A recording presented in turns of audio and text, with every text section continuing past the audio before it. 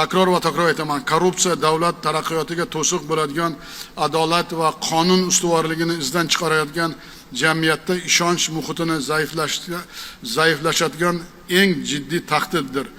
Korrupsiyaga yo'l qo'yish esa islohotlarimizga xiyonat desak bu to'g'ri bo'ladi.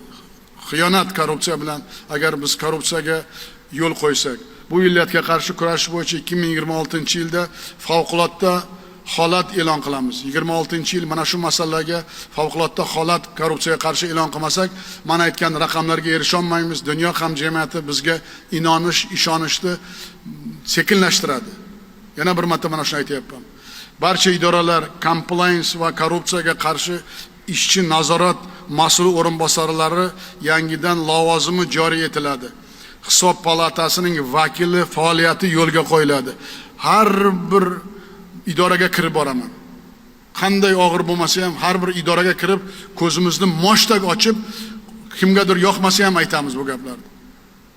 Tizimimiz ancha eskirib qoldi. Shuning uchun yangi tizim joriy qilamiz mana shu korrupsiyaga qarshi.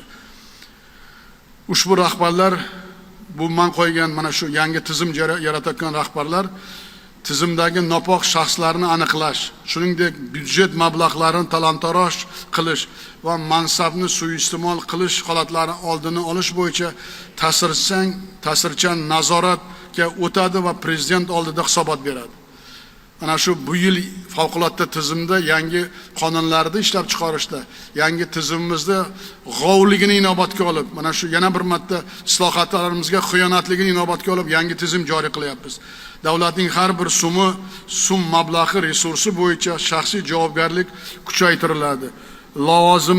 Lavozimim, unvonim menga hech kim tegmaydi deganlar adashadi O'zbekistonda. Adashadi. Qonun oldida hamma teng. Ichki ishlar, prokuratura, soliq, bojxona, moliya, bank, yirik davlat kompaniyalari, vazirlar va hokimlar bir so'z bilan aytganda bironta idora va tashkilot nazoratda chetda qolmaydi. Compliance xizmatining faoliyatiga to'sqinlik qilganlar korrupsiyaga sherik deb ko'riladi.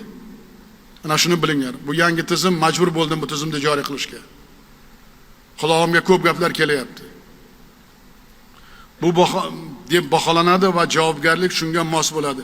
Prezident administratsiyasi compliance xizmati bu tizimning 1-yanvardan boshlab barcha davlat idoralari va tashkilotlariga ishga tushirilib, jilovni mahkam qo'lga olsin. Mansabidan qat'iy nazar poraxo'rlik va suiiste'molchilikka bo'yicha har bir holat yuzasidan prezident administratsiya compliance xizmati shaxsan menga axborot qiladi. Hech kimga bo'ysunmaydi. Ana shuni bilinglar.